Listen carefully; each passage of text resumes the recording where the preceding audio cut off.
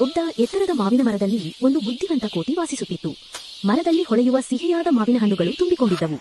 ಪ್ರತಿದಿನ ಕೋತಿಯು ಆ ಹಣ್ಣುಗಳನ್ನು ತಿನ್ನುತ್ತಾ ಸಂತೋಷದಿಂದ ಸಮಯ ಕಳೆಯುತ್ತಿತ್ತು. ಆ ಮರದ ಕೆಳಗೆ ಹರಿಯುವ ನದಿಯಲ್ಲಿ ಒಂದು ಸ್ನೇಹಪರ ಮೊಸಳೆ ವಾಸಿಸುತ್ತಿತ್ತು. ಅದು ಪ್ರತಿದಿನ ಕೋತಿಯ ಭೇಟಿ ಮಾಡಲು ಬರುತ್ತಿತ್ತು. ಕೋತಿಯು ಸಿಹಿ ಮಾವಿನ ಹಣ್ಣುಗಳನ್ನು ಮೊಸಳೆಗೆ ಹಂಚಿಕೊಳ್ಳುತ್ತಿತ್ತು. ಒಂದು ದಿನ ಮೊಸಳೆಯ ಲೋಭಿಯಾದ ಸ್ನೇಹಿತ ಒಬ್ಬ ಬಂದು, ಆ ಕೋತಿಯ ಹೃದಯ ಮಾವಿನ ಹಣ್ಣಿನಂತೆ ಸಿಹಿಯಾಗಿರಬಹುದು, ಅದನ್ನು ತಂದುಕೊಡು ಎಂದು ಮೊಸಳೆಗೆ ಹೇಳಿದ. ಅವನ ಮಾತು ಕೇಳಿ ಮೊಸಳೆ ಗೊಂದಲಕ್ಕೆ ಒಳಪಟ್ಟರು. ಸಾಯಬೇಕೋ ಬದುಕಬೇಕೋ ಎಂಬಂತೆ ಆತನ ಮಾತಿಗೆ ಮಣಿಯಿತು. ಕೋತಿಗೆ ಹೇಳಿತು, ನೀನೊಬ್ಬ ಸ್ನೇಹಿತನನ್ನು ಭೇಟಿ ಮಾಡಲು ಬಾ, ನನ್ನ ಬೆನ್ನು ಮೇಲೆ ಕೂತು ನದಿಯನ್ನು ದಾಟೋಣ. ಕೋತಿ ನಂಬಿ ಆತನ ಮೇಲೇರಿತು. ನದಿಯ ಮಧ್ಯಕ್ಕೆ ಬಂದಾಗ ಮೊಸಳೆ ತನ್ನ ನಿಜವಾದ ಉದ್ದೇಶವನ್ನು ಹೇಳಿತು. ಕೋತಿ ಕ್ಷಣದೊಳಗೆ ತನ್ನ ಬುದ್ಧಿ ಬಳಸಿ, ಅಯ್ಯೋ, ನನ್ನ ಹೃದಯವನ್ನು ಮರದಲ್ಲೇ ಬಿಟ್ಟೇಶಿದ್ದೇನೆ, ಹೇಳಿದ್ದರೆ ತೆಗೆದುಕೊಂಡಿರುತ್ತಿದ್ದೆ ಎಂದು ಹೇಳಿತು. ಮೊಸಳೆ ಮೂರ್ಖನಾಗಿ ನಂಬಿ ತಕ್ಷಣ ಮರದತ್ತ ಹಿಂದಿರುಗಿತು. ಮರದ ಬಳಿಗೆ ತಲುಪುತ್ತಿದ್ದಂತೆ ಕೋತಿ ಜನಗಟ್ಟಿನಂತೆ ಮೇಲಕ್ಕೆ ಹಾರಿ ತನ್ನ ಪ್ರಿಯವಾದ ಮಾವಿನ ಮರ ಏರಿತು.